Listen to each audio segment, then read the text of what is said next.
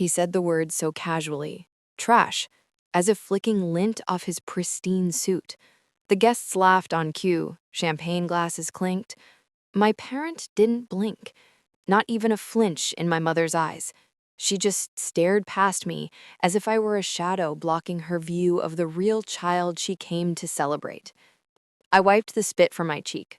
My brother-in-law Daniel smiled, the kind of smile a man wears when he's convinced the world is his and everyone else is furniture. I didn't raise my voice. I didn't warn him. I simply pulled out my phone. Cancel the $990 million deal. I said quietly enough that only the closest 10 people heard it. But silence spreads fast. The music died mid-beat. Someone dropped a glass. That was the moment everything began to unravel. Just not for me. I didn't always despise him. That part came later. When my sister first introduced Daniel, he shook my hand with both of his, warm and earnest. Back then, he acted like he wanted to be part of the family. He asked about my work, listened to every detail with exaggerated interest. He even joked about learning from someone so sharp. I should have recognized the overacting. People who praise too often usually want something. Still, I let him in. I trusted him. He was marrying my sister. What reason would he have to draw blood? Turns out, plenty. The shift was subtle. A delayed reply here, a tightened jaw there. He began asking pointed questions about my company, then about my investors, my contracts, my patents. At first, I believed he was curious, supportive even. Then I noticed the second phone. Not his work phone, not his personal one he kept hidden in his car's glove compartment. And the night I followed him, slow, deliberate, no headlights, he met with our largest competitor. The handshake, the packet he handed over, the grin when they paid him. That told me everything. I didn't confront him. I didn't tell my sister. I didn't rage or break.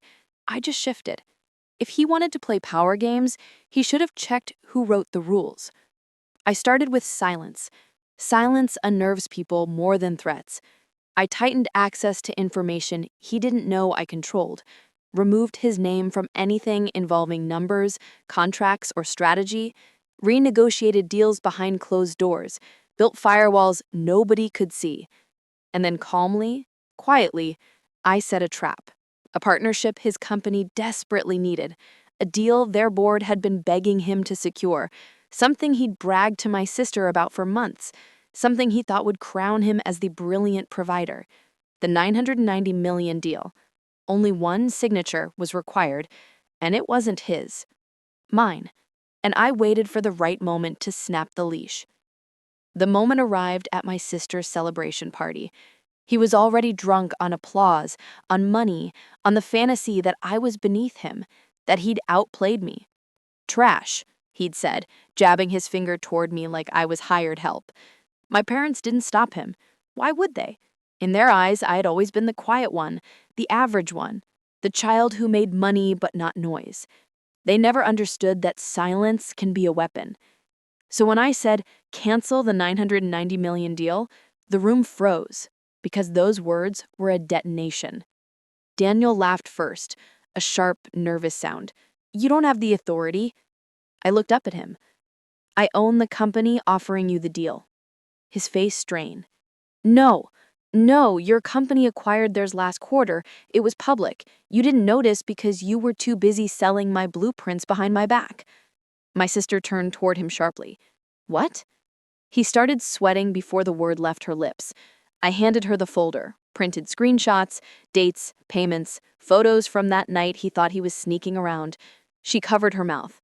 He lunged toward me, but two executives, his executives, grabbed him. They had already received termination notices on their phones. That was step one of the downfall. Step two was the announcement I made to the entire hall. As of this moment, Daniel Harper is barred from all negotiations with any of my companies or affiliates. The actions documented here will be forwarded to the board, law enforcement, and the press. Gasps, flashes, whispers like razor blades. He collapsed into a chair. I didn't look at my parents. I didn't need to.